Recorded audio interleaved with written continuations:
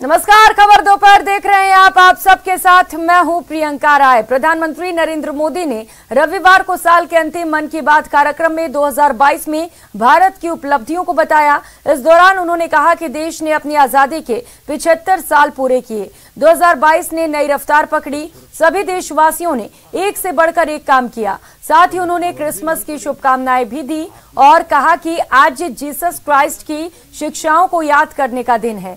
वहीं उन्होंने कहा कि 2025 तक भारत को टीबी मुक्त करना है। इसके लिए पीएम मोदी ने देशवासियों से कोरोना को लेकर सावधानी बरतने की भी अपील की है।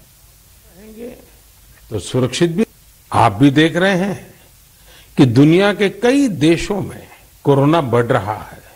इसलिए हमें मास्क और हाथ धुलने जैसी सावधानियों का और ज्यादा ध्यान रखना है। हम सावधान रहेंगे तो सुरक्षित भी रहेंगे और हमारे उल्लास में कोई रुकावट भी नहीं।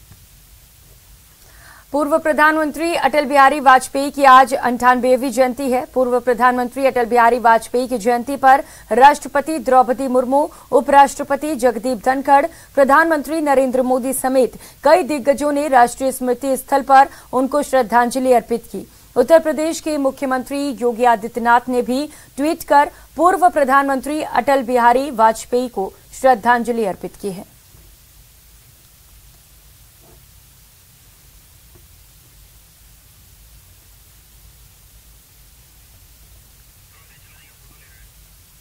वहीं मुख्यमंत्री अशोक गहलोत ने प्रदेशवासियों को बड़ी सौगात दी है। सीएम ने जयपुर में अमर जवान ज्योति पर 167 नई बेसिक लाइफ सपोर्ट एम्बुलेंस को हरी झंडी दिखाकर रवाना किया, जहां उनके साथ चिकित्सा मंत्री प्रसादी लाल मीणा और पीसीसी चीफ गोविंद सिंह डोटासरा भी मौजूद रहे। इस दौरान सीएम गहलोत ने कहा कि चिकित्सा के क्षेत्र में राजस्थान की योजनाएं देश में मिसाल हैं। वहीं इस दौरान कोरोना पर सीएम ने कहा कि कोरोना को लेकर हम पूरी तरह से तैयार हैं।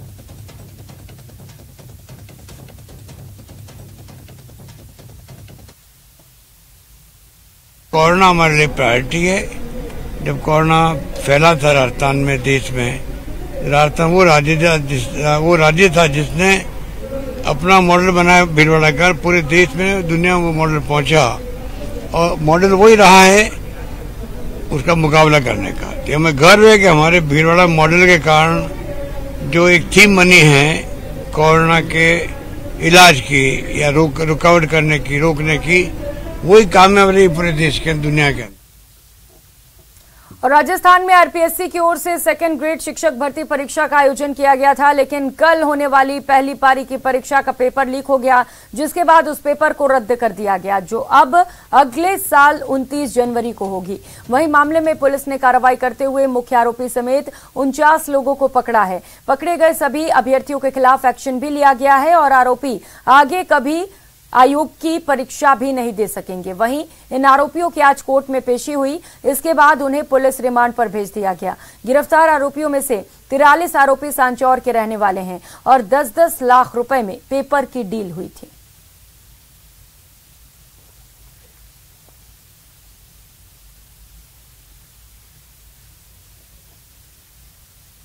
और खबर कोटा से है, जहां नंबर बढ़ाने के बदले में असमत मांगने वाले प्रोफेसर की गंदी करतूतों का बड़ा खुलासा हुआ है। जहां एक छात्रा ने सामने आकर प्रोफेसर की काली करतूतों का एक-एक कर खुलासा किया। छात्रा ने बताया कि आरोपी प्रोफेसर छात्राओं को कम नंबर देकर बैक दे देता था और छात्राओं से शारीरिक संबंध बनाने के लिए बिचौलिए छात्रा और छात्र के मार्फत ब्लैकमेल कर पूरा खेल खेलता था। इसके साथ ही वो छात्राओं को महंगे महंगे गिफ्ट देने का भी लालच देता था।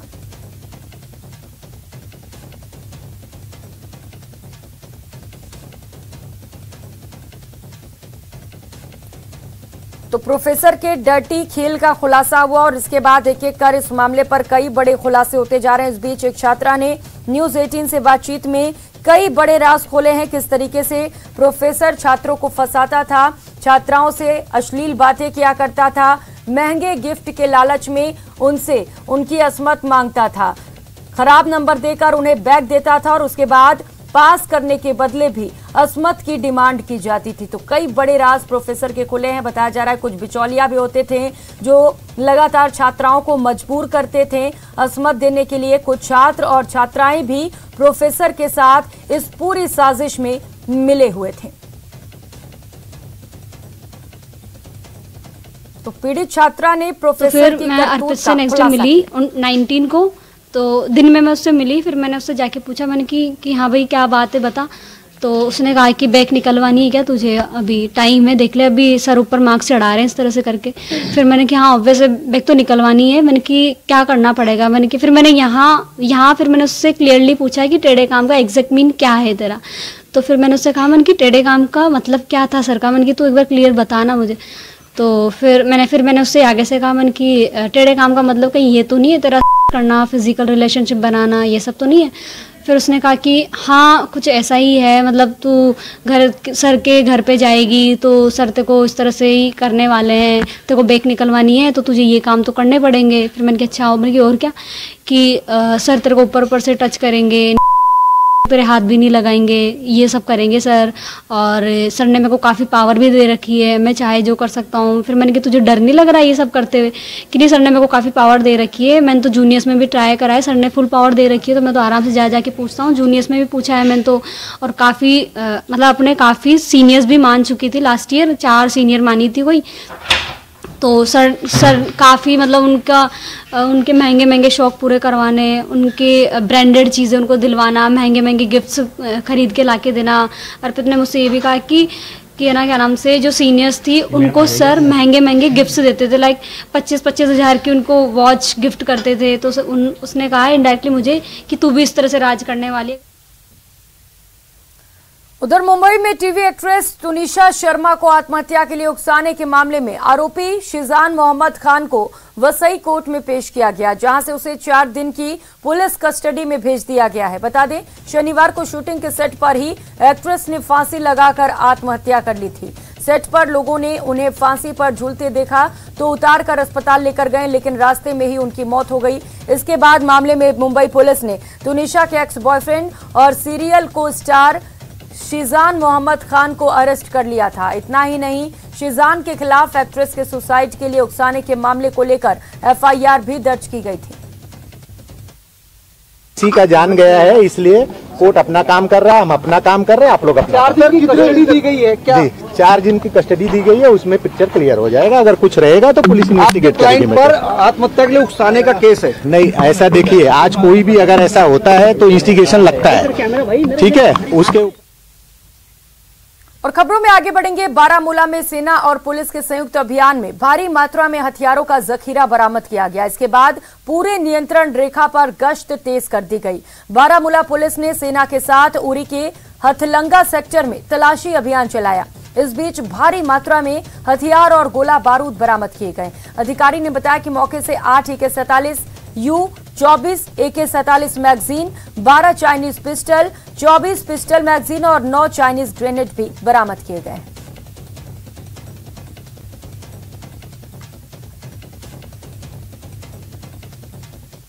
चीन सहित दुनिया के कई देशों में कोरोना महामारी एक बार फिर से तेजी से पैर पसार रही है। वहीं चीन में लॉकडाउन हटाने के बाद से हालात बेकाबू होते जा रहे हैं। विशेषज्ञों का अनुमान है कि अगले 3 महीनों में चीन की 60% से ज्यादा आबादी संक्रमित हो सकती है। ओमिक्रॉन का वेरिएंट BF.7 तेजी से फैलने वाला वेरिएंट है, जिससे संक्रमण का खतरा और भी बढ़ गया है। वहीं वायरस को लेकर भारत में भी सतर्कता बढ़ा दी गई है और दिल्ली एयरपोर्ट पर यात्रियों की रैंडम अराइवल टेस्टिंग की जा रही है।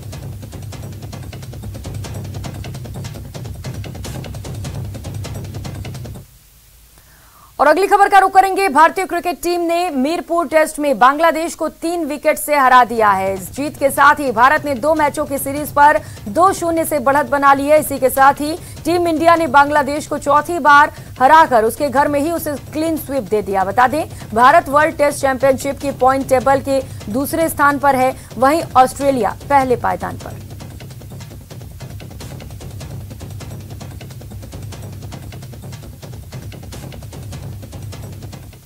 और आज देश भर में क्रिसमस मनाया जा रहा है, जिसे लेकर लोग कई दिनों से तैयारी कर रहे थे। देश के कोने कोने में लोग सेंटा बनकर लोगों को गिफ्ट दे रहे हैं और अपने घरों और ऑफिसों में खूबसूरत डेकोरेशन कर रहे हैं। वहीं ओडिशा में क्रिसमस पर रेत और 1500 किलो टमाटर से सेंटा बनाया गया, जो 27 फीट ऊंचा है और 60 फीट चौड़ा भी है। इसे world famous artist Sudarshan Patnaik ने बनाया है।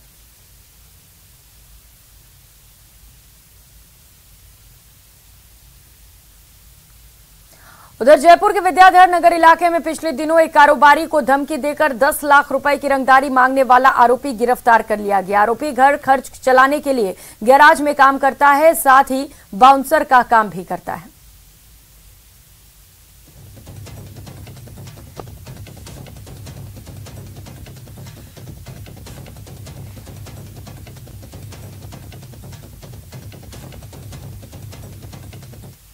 बेसिकली इसने एक चोरी के मोबाइल से उसको चोरी के मोबाइल को प्रयुक्त किया था इस घटना के क्रम में, और ये एक गैराज पे और एक ये बाउंसरशिप का काम करता है। हाँ बिल्कुल, अभी प्रथम दृष्टया यही इसमें आया अनुसंधान के अंदर, बाकी इसके अंदर। यूक्रेन को लेकर पुतिन ने एक बहुत बड़ा फैसला लिया है। फैसला ऐसा कि वॉशिंगटन से लेकर कीव तक मीटिंग्स चल रही हैं। पहली बार पुतिन ने बयान ने दुनिया के बड़े बड़े वॉर एक्सपर्ट्स के माथे पर बल ला दिया है। क्या है पुतिन का फैसला और क्यों वॉशिंगटन से कीव तक हड़कंप मच गया है, इस खास रिपोर्ट में देखिए।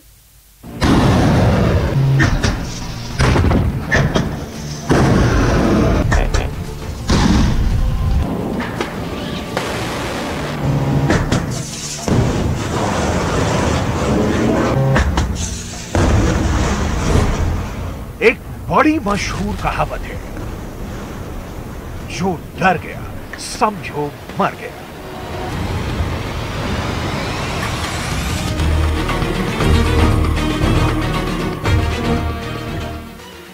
लेकिन पुतिन जैसे निडर और बहादुर लीडर को भी अगर डर लग जाए तो समझ लीजिए कि दुश्मन की आफत आनी एकदम तय है।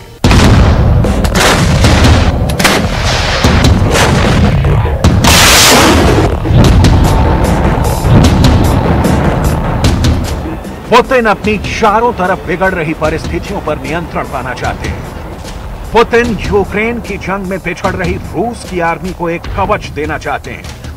पुतिन अमेरिका समेत अपने 30 दुश्मन नाटो मुल्कों के सामने एक फौलाद की दीवार खड़ी करना चाहते हैं, और ये सारे काम वो एक ही हथियार से करना चाहते हैं। इस हथियार का नाम है परमाणु बम।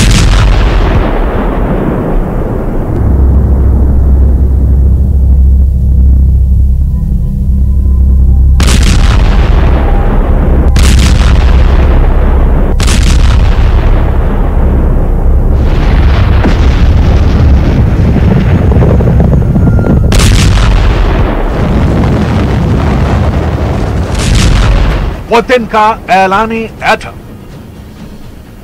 याद कीजिए, जंग के 300 से ज्यादा दिन बीत चुके हैं। पुतिन के खिलाफ लिखने वाले बाइडेन के समर्थक अखबार चाहें तो पुतिन पर कितने ही आरोप लगाएं, लेकिन सच यह है कि पुतिन ने अब तक परमाणु हथियारों के मुद्दे पर सिर्फ धमकी दी है, कोई एक्शन नहीं लिया है। लेकिन पहली बार पुतिन ने यह ठान लिया है और यह मान लिया है कि धरती से भी परमाणु हमले की पूरी तैयारी है, आसमान से भी परमाणु हमले की पूरी तैयारी है, और समंदर से भी परमाणु हमले की पूरी तैयारी है। आखिर क्यों पुतिन की जुबान पर अब सिर्फ और सिर्फ परमाणु है? आखिर क्यों पुतिन ने अब यूक्रेन के स्पेशल ऑपरेशन को युद्ध कह दिया है? आखिर क्यों पुतिन ने चलते हुए युद्ध के बीच उस नेपोलियन बोनापार्ट का जिक्र किया है, जिसको दुनिया ने विश्व विजेता का खिताब दिया है? एक तरफ यूक्रेन ये दावा कर रहा है कि उसने रूस के 1 लाख से ज्यादा सैनिक मार दिए हैं, और दूसरी तरफ रूस ने धमकी भी दी है कि अगर वो अमेरिका और रूस के रिश्ते अब आइस एज यानी बर्फ युग की तरफ जाने वाले हैं। आखिर पुतिन के इन धमकियों का मतलब क्या है? सब कुछ आपको बताएंगे, लेकिन शुरुआत करेंगे जंग की सबसे दिलचस्प तस्वीर से, जहां रूस के एक बेहद घातक ड्रोन से यूक्रेन के टैंक की सुरक्षा हुई है। यूक्रेन ने कैसा जाल बिछाया जिसमें रूस के ड्रोन फंस गए, ये तस्वीर देखिए।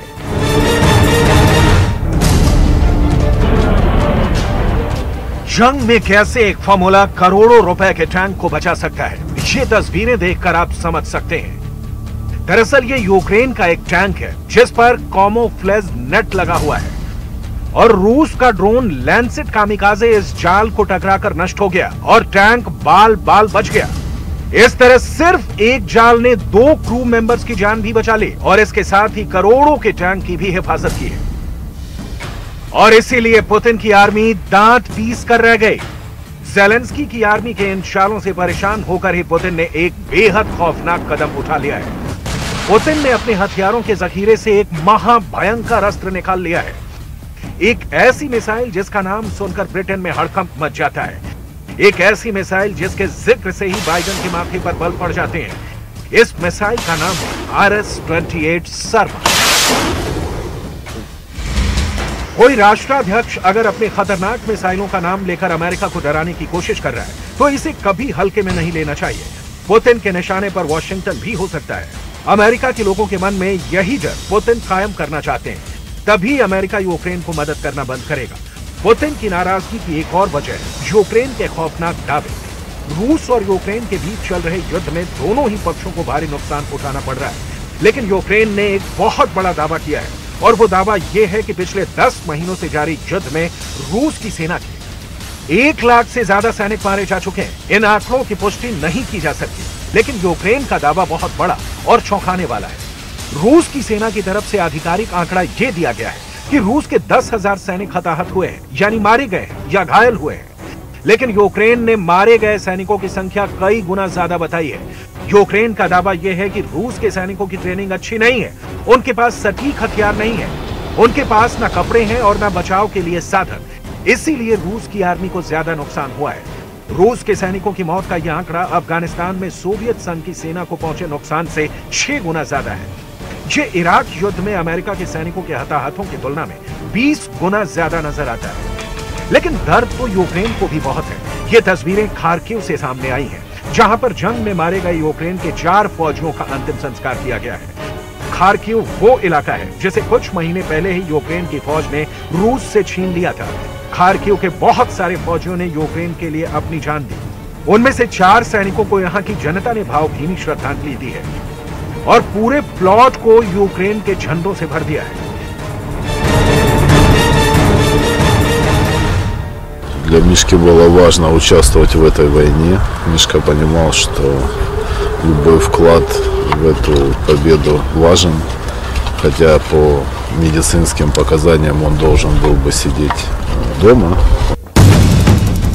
सर्दियों में तो पुतिन ने यूक्रेन का मनोबल बुरी तरह तोड़कर रख दिया है। अब खबर यह है कि पुतिन सर्दियों के बाद के युद्ध यानी वसंत के युद्ध की प्लानिंग में लग गए हैं। ये ज़ेलेंस्की के लिए एक और बुरी खबर है। बाड़मेर जिला मुख्यालय के रिको थाना क्षेत्र स्थित रोहिड़पाड़ा में एटीएस और बीएसएफ ने संयुक्त रूप से कार्रवाई करते हुए एक तस्कर को गिरफ्तार कर उसके कब्जे से 380 ग्राम हेरोइन बरामद करने में सफलता हासिल की है। आरोपी के पास से 12,640 रुपए कैश भी जब्त किए गए। जब्त की गई हेरोइन की कीमत अंतर्राष्ट्रीय बाजार में करीब 38 लाख रुपए आकी जा रही है। रिको थाना क्षेत्र में जोधपुर रोड उत्तरलाई के पास एटीएस ने नाकाबंदी कर 380 ग्राम हेरोइन बरामद कर एक स्थानीय तस्कर को गिरफ्तार किया। हालांकि पुलिस की भनक लगने पर एक तस्कर स्कॉर्पियो में सवार होकर भागने में सफल हो गया।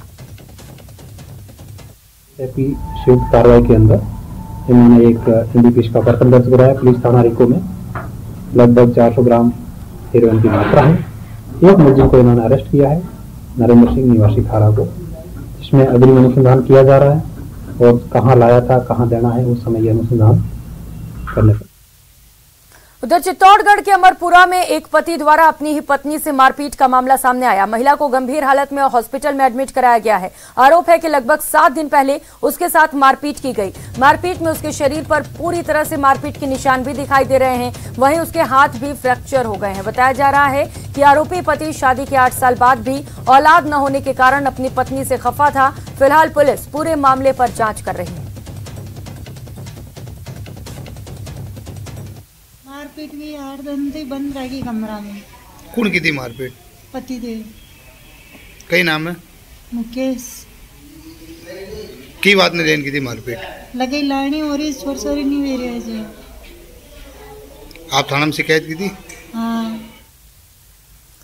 वहीं जालौर जिले के बागोड़ा पंचायत समिति के विकास अधिकारी पर करोड़ों रुपए के भ्रष्टाचार के गंभीर आरोप लगे हैं। पंचायत समिति सदस्यों ने विरोध प्रदर्शन करते हुए आरोप लगाया कि विकास अधिकारी ने यहां रहते हुए सरकारी धन का दुरुपयोग कर भामाशाह की मदद से खेलकूद प्रतियोगिता में भोजन व्यवस्था होने के बावजूद भी फर्जी एक होटल के बिल पेश कर पेमेंट उठाए। साथ ही पंचायत समिति में कोई भी गाड़ी लगी नहीं होने के बावजूद भी 1,25,000 की ठगी की।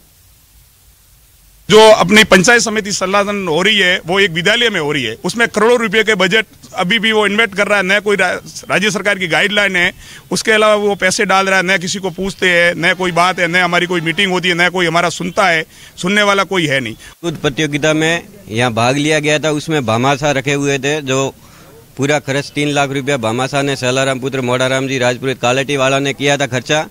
और ये बीडीओ साहब ने यहाँ का बजट घोषणा उठा के 3 लाख रुपया बजट उठा दिया है। ये मतलब भ्रष्टाचार हो रहा है। आज भी इस होने वाली मीटिंग का बहिष्कार कर रहे हैं क्योंकि हम पहले भी बीडीओ साहब को एक बार अवगत करवाया कि आप इस तरीके से हरकतें, फिर भी वो अपनी हरकतों से बाज नहीं आए।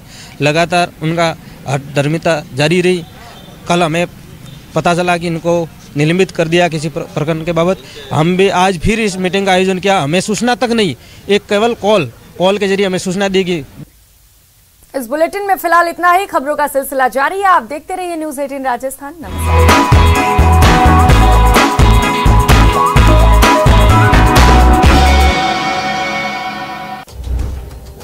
सनातन संस्कृति को